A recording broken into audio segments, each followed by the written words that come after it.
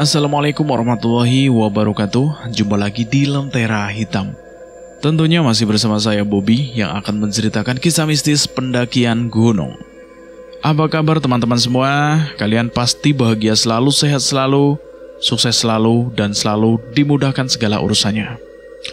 Oke, pada kesempatan kali ini saya akan menceritakan kisah mistis pendakian gunung yang berjudul Jiwa Dalam Merbabu. Cerita ini ditulis oleh Vina RV. Terima kasih buat penulis yang sudah mengizinkan kami untuk menceritakan kisah ini. Kita simak ceritanya.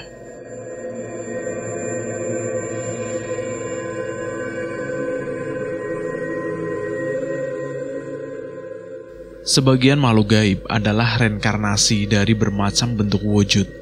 Terkadang hadir menyerupai seperti apa yang kita pikirkan, atau bahkan karena keinginannya sendiri untuk menciptakan hal mistis.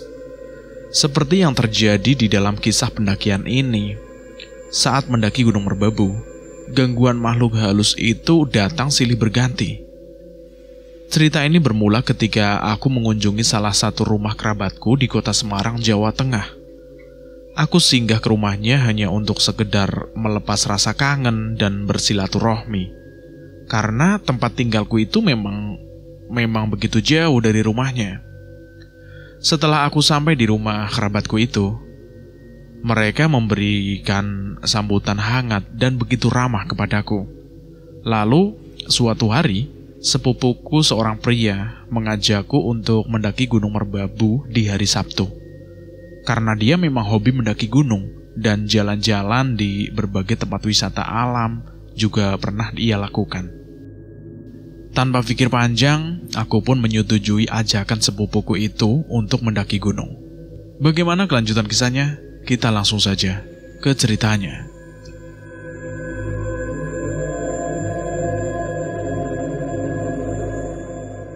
Dengan ketinggian 3.142 meter di atas permukaan laut yang terletak di 3 kabupaten, yaitu Semarang, Boyolali, dan Magelang. Di Jawa Tengah itu Gunung Merbabu berdiri gagah dan keindahannya menyatu dengan alam. Hari Sabtu pagi jam 8, aku berangkat mendaki Gunung Merbabu 5 orang. Bersama sepupuku yang bernama Aldo, dan teman-temannya Aldo ada 3 orang. Yaitu Nisa seorang cewek, sedangkan Rizky dan Denny adalah cowok. Setelah semuanya sudah siap, kami mulai berjalan melalui Cuntel ke Dusun Tekelan. Setelah kami sampai di base camp Tekelan, kami meminta izin untuk mendaki dan mengurus simaksi. Setelah selesai, kami langsung berjalan melakukan pendakian. Kami mendaki Gunung Merbabu melewati jalur Tekelan. Kami melewati perkebunan penduduk, setelah itu memasuki hutan yang didominasi tumbuhan akasia, cemara gunung, dan pinus. Setelah menyusuri hutan dengan waktu 2 jam dari base camp, kami sampai di pos 1. Nama posnya itu pending. Karena merasa lelah, kami beristirahat sebentar. Di sini ada shelter dan keran air. Kami duduk-duduk santai. Karena pos 1 pending ini tempatnya luas dan teduh, membuat kami merasa nyaman. Kita masak mie sama kopi dulu ya di sini, ajak Denny untuk memasak mie dan kopi. Ayo gaskan, aku juga lapar banget nih, ucap Rizky sambil tangannya memegangi perutnya. Seketika terdengar suara berisik dari semak belukar, membuat kami semua menoleh ke arahnya. Ada apaan itu di sana? Rumputnya kok goyang-goyang? Entahlah, aku tidak tahu apa-apa. Hah, buset. Ternyata itu monyet. Ekornya panjang banget ya itu monyet. Kayak ekor depan punya gua. Hahaha. Celetuk Denny sambil tertawa ngakak dengan candaan yang sompral. Ekor depan punyamu apaan emangnya, Den? Tanya si Aldo kepada Denny. Iya, ini ekor yang di dalam celanaku. Denny, kamu kalau ngomong jangan jorok dong. Ini kita itu lagi di gunung. Jaga omongan kamu, ujar Aldo menjelaskan kepada Denny. Ya elah Den, santai aja napa. Kan cuma candaan aja. Biar gak terasa capeknya lah pas melakukan perjalanan. Bercanda sih boleh, Den. Tapi jangan yang jorok lah. Udah, nggak usah dibahas. Ayo kita masak mie-nya sambil bikin kopi. Ajak si Rizky menengahi. Dasar ya, kalian cowok bertiga. Kebanyakan ngobrolnya aja daripada kerjanya. Buruan keluarin bahan masakannya, biar cepat beres. Kita lanjut jalan lagi. Iya, buruan sih cepat, napa? Di tengah keheningan saat kami sedang memasak, kami dihibur dengan candaan dan tingkah laku Denny yang kocak. Bahkan dia menirukan gaya monyet yang sedang dilihatnya. Badannya berjalan mondar-mandir, seperti gaya monyet sambil menggaruk-garuk kepalanya dengan tangan. Setelah selesai makan dan minum kopi, kami melanjutkan perjalanan lagi. Berjalan meninggalkan pos 1 pending. Lalu kami melewati jembatan kayu menyeberangi sungai kecil yang bernama Kali Sowo. Di situ terdengar gebiar-gebiur suara air. Itu suara apa ya? Kayak ada benda jatuh masuk ke dalam air sungai. Tapi kuat banget suaranya. Apa emang? Masa sih ada benda jatuh? Jawab Rizky sambil kepalanya melihat ke bawah sungai. Iya ya, apa itu? Warna hitam muncul di atas air, kayak kepala kuda. Aduh, kepalaku dilempar batu. Tapi siapa yang melempar? Woi, siapa yang di dalam air sana? Jangan mengganggu kami. Keluar sini, kami gak takut sama kamu. Teriak Denny menantang, karena Denny kesal. Den, kamu jangan ngomong gitulah. Gak baik. Jangan sok jagoan di gunung.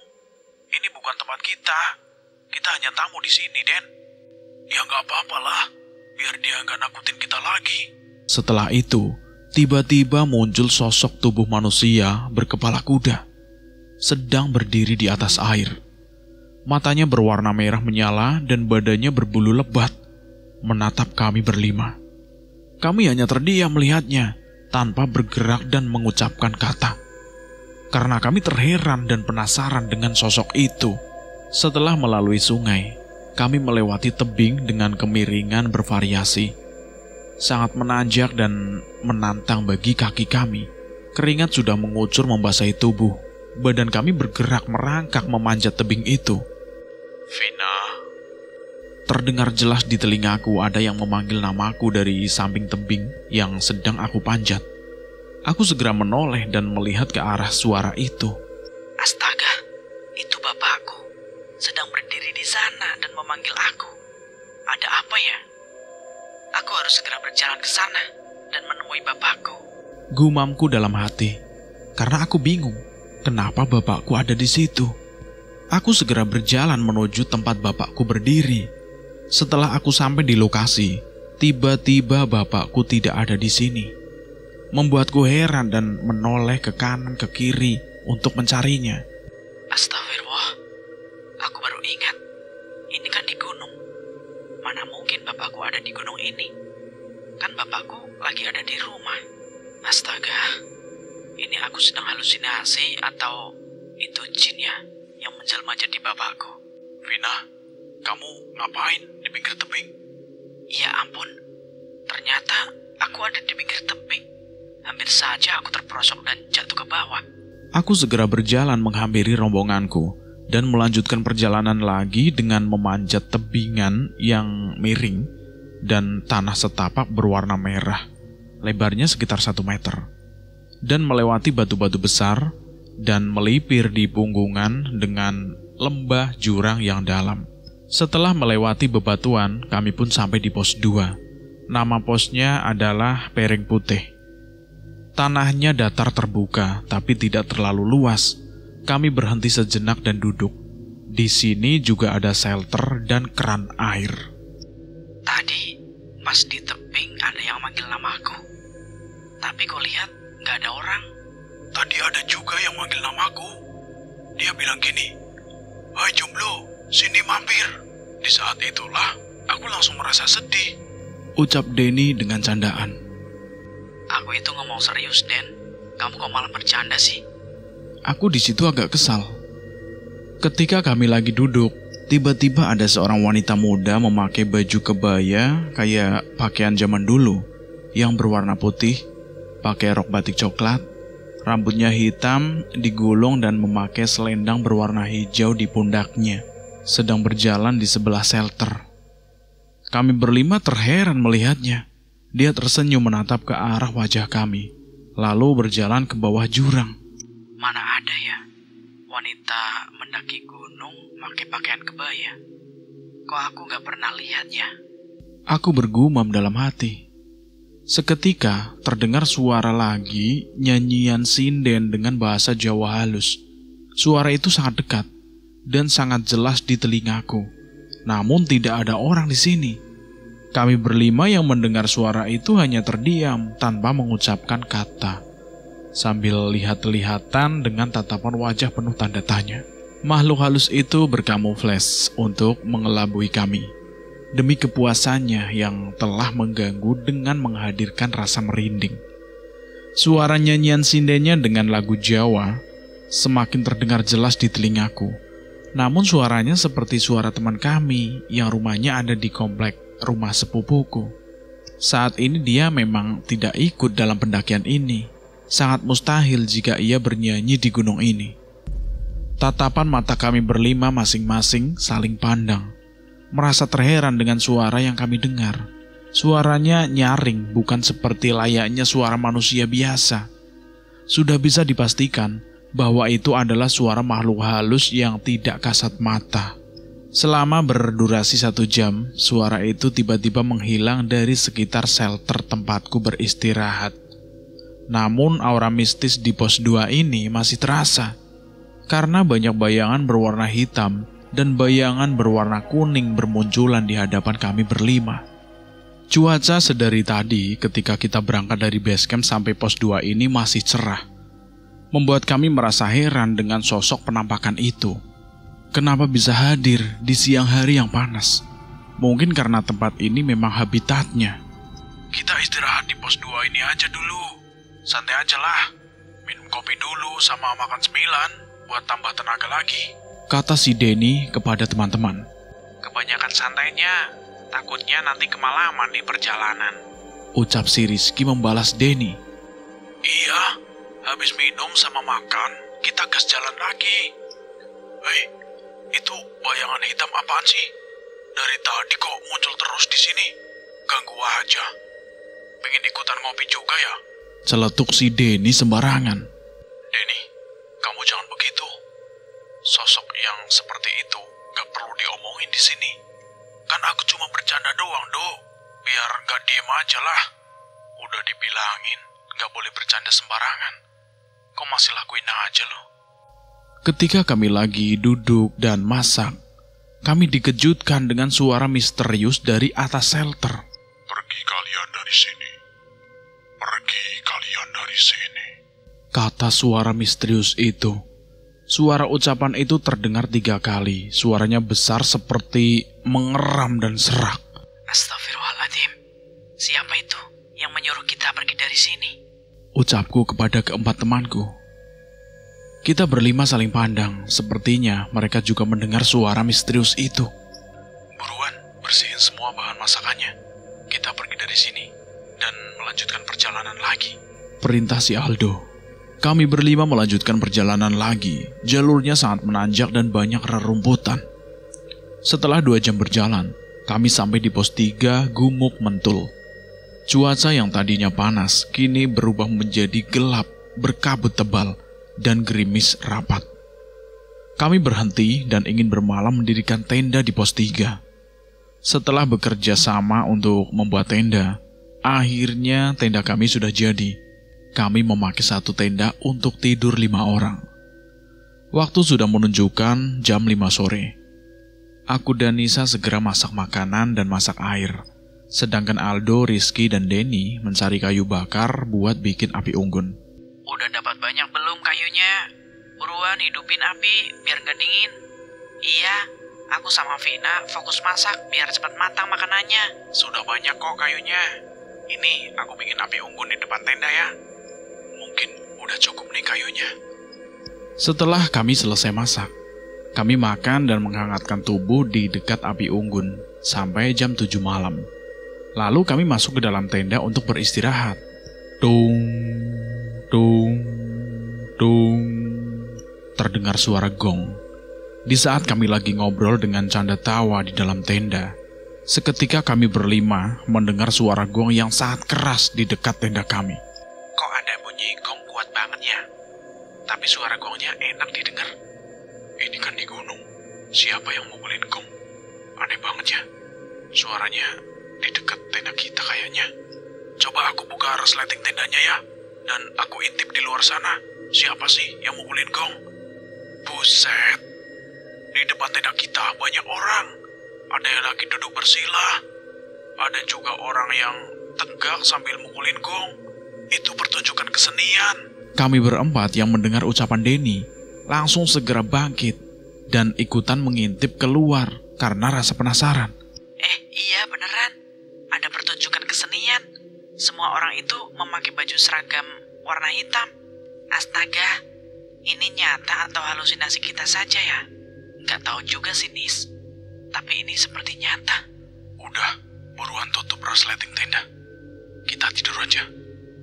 Wajah-wajah orang itu serem banget. Warnanya putih pucat dan hancur. Ucap Aldo menjelaskan semua. Dung, dung, dung. Suara gong masih terus terdengar semakin kuat. Aku nggak bisa tidur. Suara gongnya kuat banget. Ganggu banget pokoknya. Ya udahlah, tapi diusahakan biar bisa kalian tidur ya. Ucap Aldo kepadaku. Hari semakin malam, sudah jam 11. Tapi suara gong itu masih terdengar jelas belum hilang. Kami berlima masih terbaring belum bisa tidur. Seketika, tenda kami talinya terlepas. Kita keluar dulu yuk, benerin tali tendanya. Ajak si Aldo kepada kami berlima. Kami berlima keluar untuk benerin tali tendanya. Ketika kami buka sleting tenda, penampakan orang-orang yang memukul gong tadi sudah tidak ada di depan tenda kami. Tapi suara gongnya masih terdengar jelas. Saat kami berlima keluar tenda, betapa terkejutnya kami melihat tenda kami sudah berada di pinggir jurang. Dan api unggun yang kita buat bekasnya tidak ada lagi di depan tenda kami. Yang ada di depan tenda kami hanya semak belukar dengan rumput yang menjulang tinggi. Padahal tadi pas kami bikin api unggun tidak ada semak belukar. Kita di mana ini? Kok tempatnya beda ya? Ini bukan pos 3. Tanya si Aldo kepada kami semua. Kami semuanya terdiam karena tidak tahu tenda kami berada di mana. Setelah kami merapikan tali tenda yang lepas, kami kembali masuk ke dalam tenda untuk segera tidur. Waktu sudah jam 1 malam. Tenda kita sudah berpindah tempat. Tadinya di pos 3, sekarang jadi di pinggir jurang. Katanya dipindahkan sama makhluk halus. Ya, gimana ini? Besok kita nggak tahu jalan dong. Kita kan nggak tahu ini tempatnya di mana. Ya udah, kita berdoa aja. Biar tenda kita kembali ke tempat semula tadi. Ucap si Rizky kepadaku. Kami berlima tidak bisa tidur sampai jam 5 pagi. Suara gong itu masih terdengar.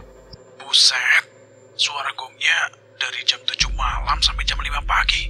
Udah Den, diam aja, jangan dibahas tentang itu. Kami yang tidak bisa tidur lalu keluar tenda dan sholat subuh dan memasak makanan buat sarapan pagi. Dan kembali melanjutkan perjalanan besok siang. Di saat matahari sudah terbit memancarkan cahaya sinarnya. Kubiarkan ragaku berdiri di hadapan alam semesta.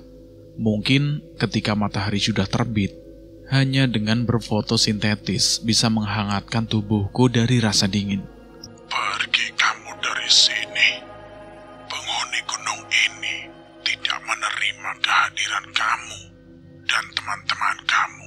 Ucap suara kakek tua mengagetkanku dari belakang. Kakek tua itu memakai baju berwarna hitam, celana hitam, dan memakai topi ciri khas suku Jawa bermotif batik. Aku hanya terdiam mendengar ucapan kakek tua itu. Ketika aku lagi buang air kecil di bawah pohon besar yang letaknya tidak jauh dari tendaku. Kamu dan semua temanmu harus cepat turun. Jangan lanjutkan perjalanan naik ke puncak. Ucap kakek tua itu lagi, ketika tubuhnya sedang berdiri di hadapanku dengan tatapan wajah marah, lalu menghilang dari pandanganku. Setelah buang air kecil, aku langsung bergegas berlari menuju tenda dengan nafas yang tersengal-sengal. Karena aku ketakutan setelah melihat sosok kakek tua itu. Vina, kamu kenapa, Vin? Kok lari-larian gitu? Gak apa-apa kok. Kita di dalam tenda aja ya dulu. Masaknya nanti aja kalau sudah pagi. Ya udah deh, kita duduk di dalam tenda aja, ujar si Aldo. Kami berlima masuk lagi ke dalam tenda dan mengurungkan niat kami untuk berada di luar tenda. Hujan gerimis jatuh membasahi alam. Kabut tebal masih menyelimuti disertai suara gemuruh angin mengelilingi tenda kami. Tubuhku terasa menggigil tanpa api unggun yang kami buat. Karena api unggunnya sudah menghilang tanpa bekas dari depan tenda kami. Sebaiknya besok pagi kita nggak usah lanjut ke puncak ya. Kita langsung turun aja. Kita kan sudah jauh-jauh ke sini. Masa nggak sampai puncak? Tujuan kita kan mau ke puncak. Kamu tahu sendiri kan, Den. Tadi malam aja kita merasakan hal aneh. Ada suara gong dan tenda kita berpindah sendiri. Ya namanya di gunung. Kalau ada hal aneh begitu ya wajar lah. Pokoknya besok kita harus lanjut ke puncak. Gak usah dihiraukan soal kejadian anehnya. Kalau Rizky sama Nisa masih mau lanjut ke puncak gak? Aku sih nurut kamu aja, Dok. Kan kamu ketuanya di rombongan kita. Iya, aku nurut kamu aja, Dok. Aku gak bisa mutusin, biar kamu aja yang atur perjalanannya. Ya udah, kita ke puncak aja. Karena kita sudah jauh-jauh ke sini. Kita berpikir positif aja ya. Jangan lupa terus berdoa dalam perjalanan. Ya udah kalau begitu, aku nurut kamu aja, Dok.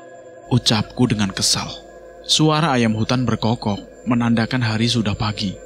Kubuka sleting tenda. Ternyata suasananya di luar tenda itu sudah cerah. Gelapnya malam sudah menghilang dan berganti dengan sinar cahaya matahari yang menghangatkan tubuhku. Ketika aku keluar tenda, betapa kagetnya aku. Kulihat di sekitar tenda, lokasinya berubah lagi seperti semula. Ternyata tendaku sudah ada di pos 3 Gumuk Mentul lagi. Aku merasa heran karena semalam tendaku berpindah di pinggir jurang. Mungkin berkat doa kami semalam, tendanya bisa kembali ke pos 3 lagi. Aku dan keempat temanku keluar tenda untuk memasak dan duduk santai sebelum kami melanjutkan perjalanan lagi. Ketika kami lagi ngobrol sambil canda tawa, seketika aku melihat sosok nenek tua memakai baju kebaya merah dengan wajah menyeramkan, sedang duduk dengan jarak 3 meter dari depan tenda kami. Nenek itu melihat ke arah kami dan memperhatikan kegiatan kami dengan tatapan wajah marah. Kulihat keempat temanku lagi asik ngobrol. Sepertinya mereka tidak melihat sosok nenek tua itu. Ketika aku memperhatikan, tapi sosok nenek tua itu menghilang dari pandanganku. Kalian sadar gak sih? Tenda kita itu sudah balik ke pos 3 lagi. Padahal semalam berpindah di pinggir jurang. Aneh banget ya. Ucap si Nisa kepada teman-temannya. Lalu Aldo membalas omongan Nisa. Udah Nis, jangan dibahas masalah itu di sini ya. Ya elah, emangnya kenapa sih Do? Kok nggak boleh diceritain? Gak baik Den, cerita kayak gitu di gunung. Nanti dia dengar terus marah gimana? Iya, buruan masak dan bersihin tenda kita. Setelah itu kita lanjut berjalan lagi buat ke puncak. Pinta si Rizky kepada kami semua.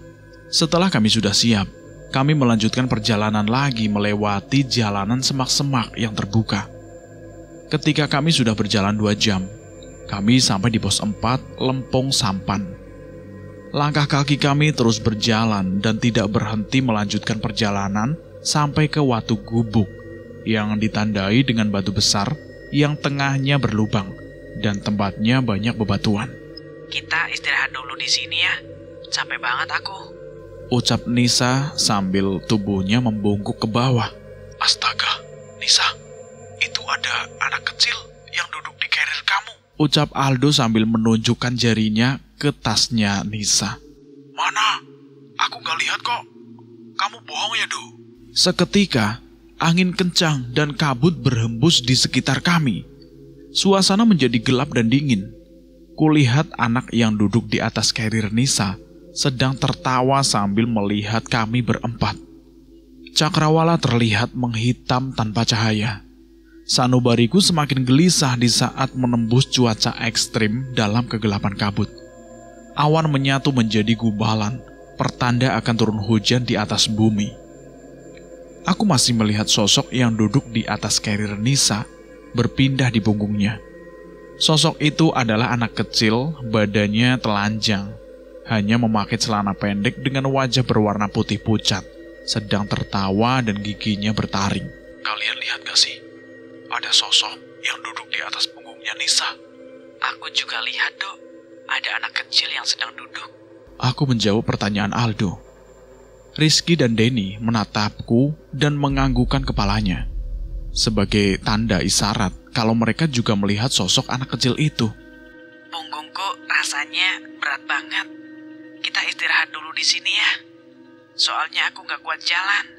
Nanti kita lanjut jalan lagi kalau punggungku sudah terasa ringan. Ucap Nisa sambil kelelahan.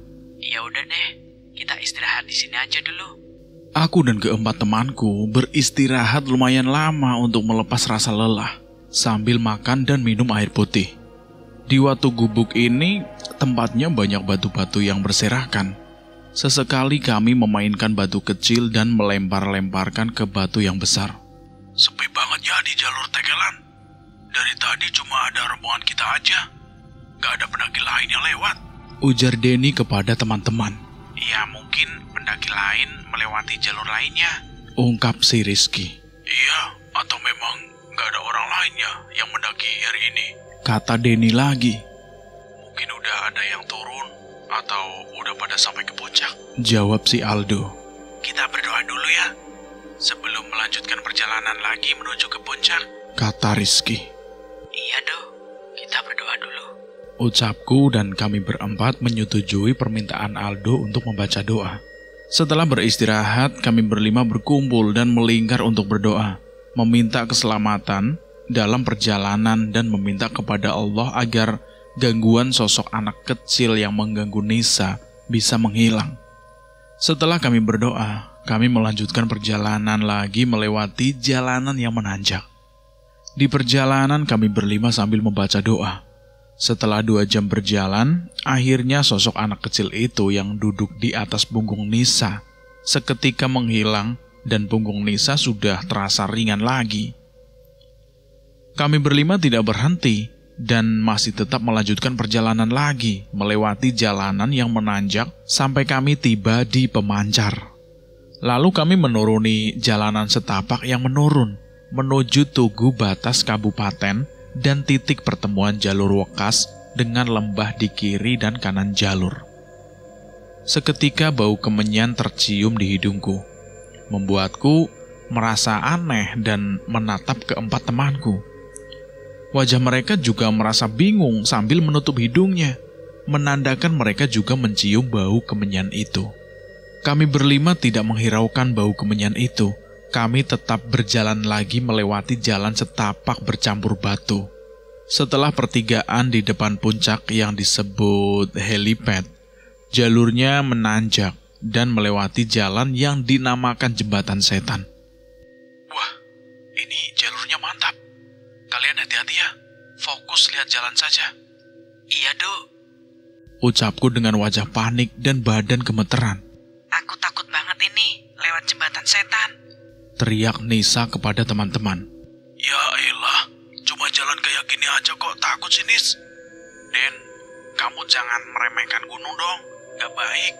Ucap si Rizky. Buruan dong jalannya, Nis. Lambat banget sih. Ucap Denny agak sombong. Sabar dong, Den. Aku jalannya pelan-pelan ini. Ini kan namanya Jembatan Setan. Tapi kok setannya gak ada ya? Celetuk Denny sambil tertawa. Denny, jangan ngomong gitu. Aku takut nih. Ketika kami lagi berjalan di Jembatan Setan, tiba-tiba terdengar suara wanita yang lagi tertawa kencang dari bawah jurang, mengagetkan kami berlima. Ketika kami menoleh ke arah suara itu, tapi tidak ada siapapun, hanya ada kami berlima. Kami terus berjalan melewati jalur terjal dengan bantuan tangan. Di sebelah jalur jembatan setan ada jurang yang dalam. Lalu kami lewati tanjakan terjal bercampur batu yang dinamakan geger sapi yang berukuran sangat sempit. Dari geger sapi kami turun melalui jalur yang landai dan di sebelah jalur ada jurang. Kami menanjak lagi berjalan di tanah batu campur pasir. Lalu kami sampai di Puncak Sarif yang tanahnya terbuka dan lumayan luas. Kita udah sampai di puncak ini. Senang banget rasanya. Ucap si Nisa sambil kegirangan. Kita nge-camp di sini aja yuk. Besok pagi kita baru turun. Iya, boleh juga tuh. Kita langsung bikin tenda aja ya buat istirahat. Kita kan udah capek dari tadi jalan terus. Ucap Nisa dan Rizky. Setelah kami selesai bikin tenda, kami langsung istirahat dan memasak makanan. Kami duduk santai dan ngobrol dengan canda tawa sampai jam 7 malam. Seketika terdengar suara gamelan di samping tenda kami, dan suara wanita sinden menyanyi lagu Jawa yang halus. Ketika sudah jam 1, suara gamelan dan suara wanita nyinden itu menghilang. Tiba-tiba Denny matanya berubah menjadi merah menyala, dan badannya bergerak seperti seekor monyet. Den, kamu kenapa Den? Kok bisa begini? Denny kesurupan, dan tingkahnya seperti monyet. Ucap Rizky dan Aldo. Mungkin Denny kesurupan siluman monyet kali. Ucap si Nisa dengan agak takut. Seketika Denny menggigit telinga Nisa sampai berdarah. Nisa menjerit dan ketakutan tidak bisa melepaskan gigitannya dari Denny. Denny, kamu jangan gila. Lepasin gigitannya. Kalau enggak, itu telinga Nisa bisa robek. Ucap si Rizky. Seketika Nisa juga matanya merah dan kesurupan. Tingkahnya seperti monyet juga. Dan melepaskan gigitan dari Denny. Sedangkan aku, Rizky, dan Aldo hanya terdiam melihatnya karena tidak tahu harus berbuat apa ketika Denny dan Nisa kesurupan. Keheningan malam semakin mencekam, menciptakan kesunyian di dalam Puncak Merbabu. Hanya suara gemuruh angin yang terdengar. Aku masih duduk di dalam tenda melihat Denny dan Nisa yang kesurupan. Gerakan badannya seperti monyet. Gimana nih, Do? Kita nggak bisa menyembuhkan mereka berdua yang lagi kesurupan? Tanya Rizky dengan wajah panik. Ya, gimana caranya, Ki? Di Puncak Sarif ini sepi. Gak ada orang ataupun pendaki lain yang bermalam. Aku kira setelah kita sampai di puncak, ada pendaki lain yang menginap di sini juga. Ternyata nggak ada, cuma rombongan kita aja. Kita berdoa sajalah. Semoga nanti ada pendaki lain yang bermalam di sini juga. Dan kita bisa meminta tolong sama mereka untuk menyembuhkan Denny dan Nisa yang kesurupan. Iya, kita berdoa dulu, biar gangguan yang dialami Denny dan Nisa cepat hilang. Ucapku kepada Rizky dan Aldo. Kami berdoa membaca ayat-ayat Al-Quran dan menyiramkan air putih di wajah mereka. Ketika sudah 2 jam Denny dan Nisa kesurupan, mereka berdua pingsan dan terbaring dengan mata berwarna merah. Dan matanya melotot ke atas. Suara gamelan kembali terdengar, diiringi dengan suara wanita nyinden lagu Jawa halus di samping tenda kami. Kami bertiga yang mendengar suara gamelan dan nyanyian sinden itu langsung terkejut dan membuka sleting tenda. Namun, tidak ada siapapun di luar tenda. Hanya sepi dan gelap. Tiba-tiba, terdengar suara siraman air seperti orang yang menyiramnya dengan ember di atas tenda kami. Ketika kami lihat, tetap tidak ada orang di samping tenda kami. Dan tenda kami juga tidak basah saat kami rabah dengan tangan. Membuat kami bertiga merasa heran. Siapa sih yang menyiram air? Banyak banget. Tapi gak ada orang di sini. Ucap Rizky penasaran dengan wajah menoleh ke kanan ke kiri, melihat di sekeliling tenda. Padahal gak ada pendaki ya. Di sini cuma ada tenda kita kan? Iya.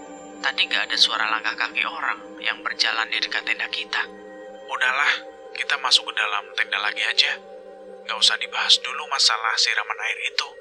Pinta Rizky kepada kami semua. Saat kami masuk ke dalam tenda, tiba-tiba terdengar suara orang ramai yang lagi ngobrol pakai bahasa Jawa krama di dekat tenda kami. Kok ada suara orang ngobrol ya? Mungkin ada pendaki yang baru sampai di sini. Kita samperin yuk. Siapa tahu mereka menolong Denny dan Nisa. biar cepat bangun dari pingsannya. Ya udah, ayo keluar tenda. Mana orangnya? Kok nggak ada? Sepi banget kok di luar tenda. Nggak ada siapa-siapa. Cuma ada kita aja di sini. Oh, buruan, masuk tenda lagi aja. Pasti itu suara makhluk halus. Ketika kami mau masuk tenda, banyak sekali orang-orang yang memakai jubah putih sedang berdiri di sekitar tenda kami, lalu terbang ke atas udara. Ayo, cepat masuk tenda. Gak usah dihiraukan penampakan orang yang memakai jubah putih itu. Astaga, Denny sama Nisa sudah bangun, tapi mereka kesurupan seperti monyet lagi, ucap Rizky ketika kami baru mau memasuki tenda. Kenapa mereka berdua kesurupan terus ya? Tiba-tiba, Rizky juga kesurupan seperti Denny dan Nisa. Gerakan badannya seperti monyet. Aku dan Aldo terkejut dan panik melihatnya. Teman kita pada kesurupan nih, Vin. Gimana coba? Kita berdoa saja. Semoga kita nggak ikut kesurupan juga kayak mereka bertiga, kata Aldo padaku. Aku pun manut dengan ucapan Aldo. Kita baca Al-Quran apapun yang kita hafal, Do. Setelah 1 jam kesurupan, akhirnya Denny, Nisa, dan Rizky kembali pingsan lagi. Mata mereka bertiga berwarna merah dan melotot ke atas. Aku dan Aldo hanya terdiam, tidak bisa berbuat apa-apa. Suara gamelan dan sinden terdengar lagi. Kami mengintip dari dalam tenda. Ada orang yang lagi memainkan wayang kulit di depan tenda kami. Dan banyak sekali orang-orang, ramai seperti orang yang lagi hajatan. Ketika kami tutup sleting tenda, tiba-tiba suara itu menghilang. Mereka semua pasti bukan manusia. Buktinya, suara wayang kulit langsung hilang. Dan orang-orang itu wajahnya rata semua. Ya udah, Do. Kita duduk aja di dalam tenda.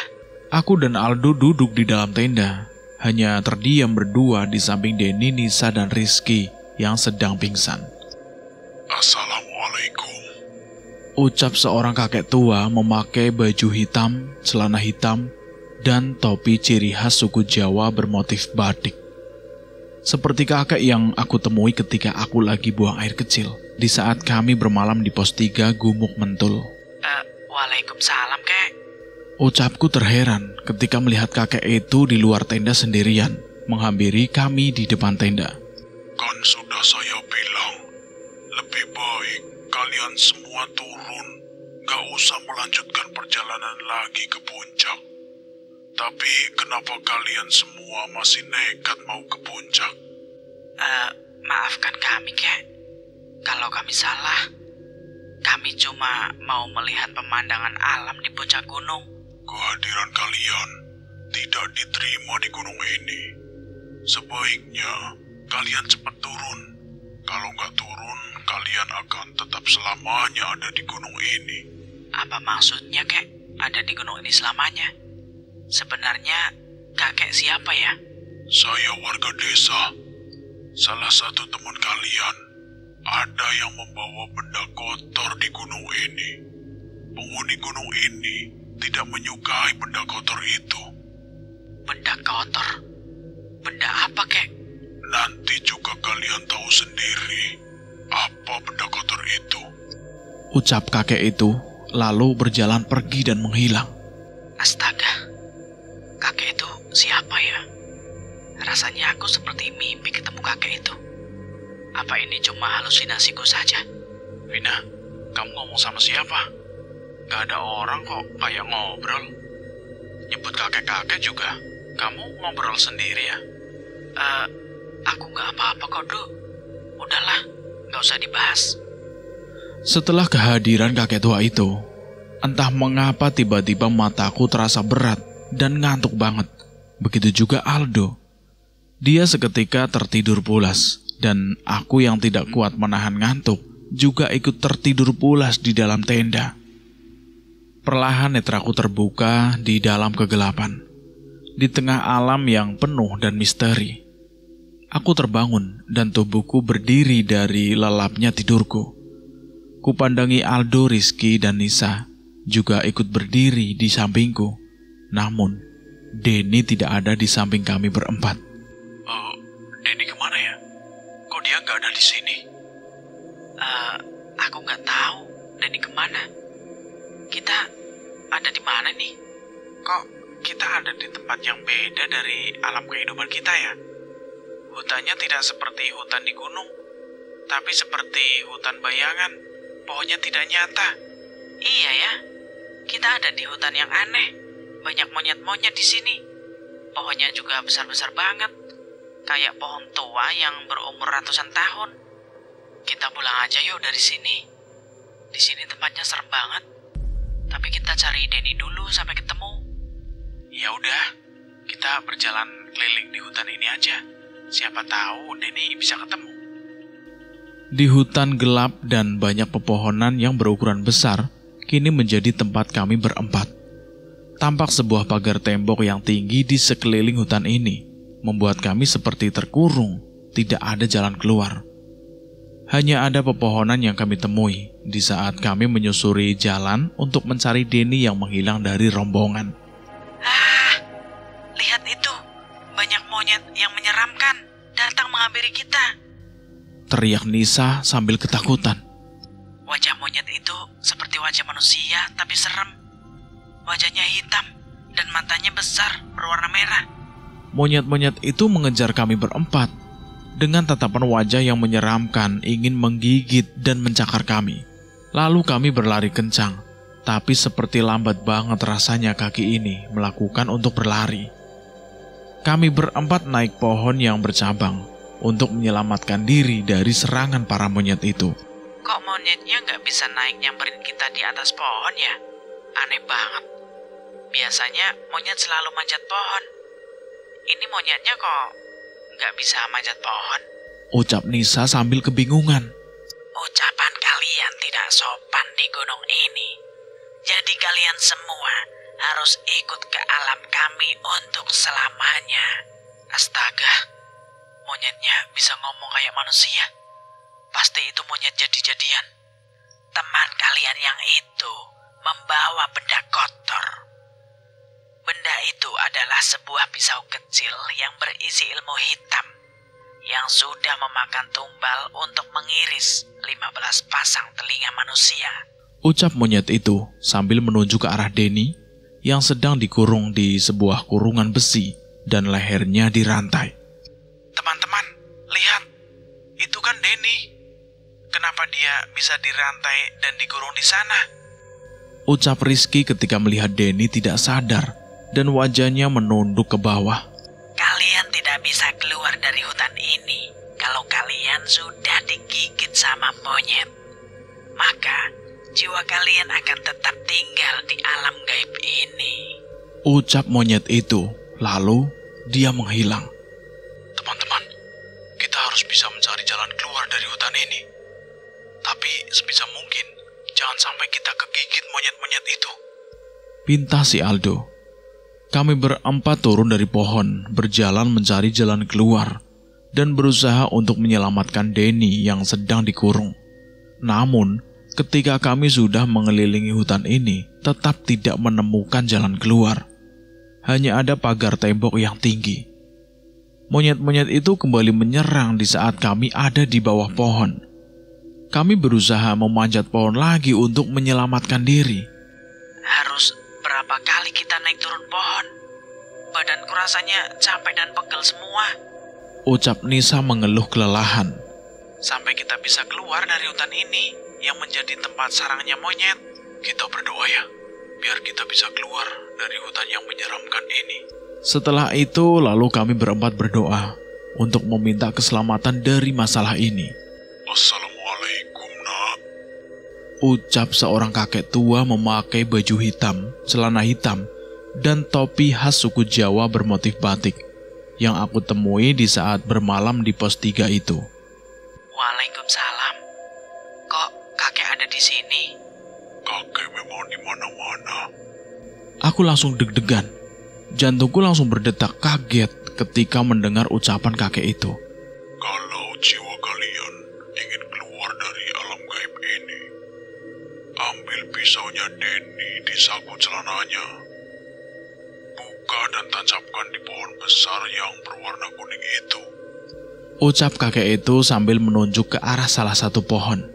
Jiwa sudah masuk ke alam gaib yang dihuni monyet-monyet karena Denny sudah digigit monyet itu.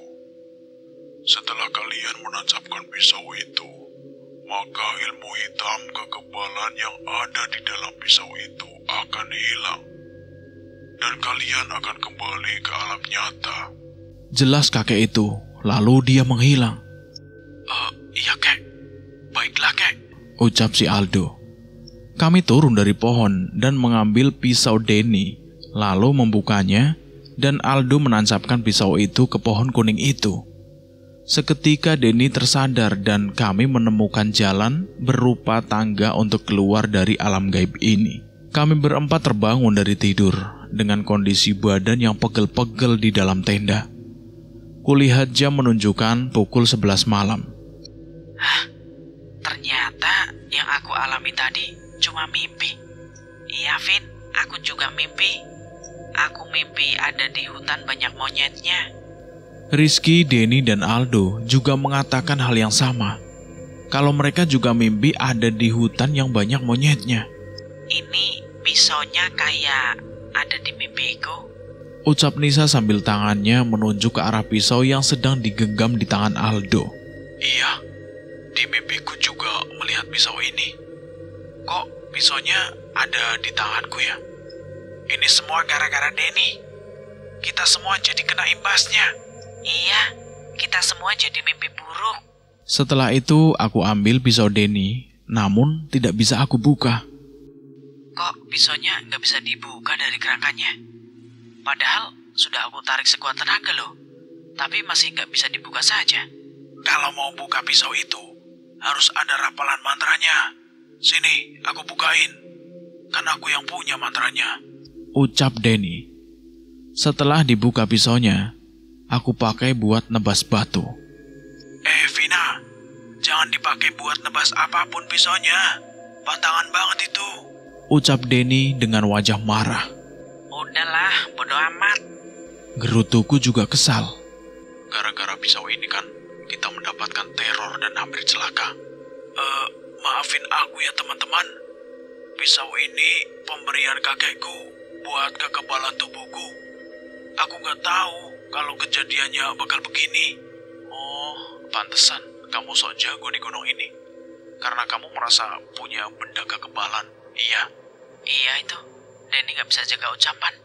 Sudahlah, gak usah dibahas masalah itu. Lebih baik kita langsung turun malam ini juga. Kita beresin tendanya, pinta Rizky kepada kami semua.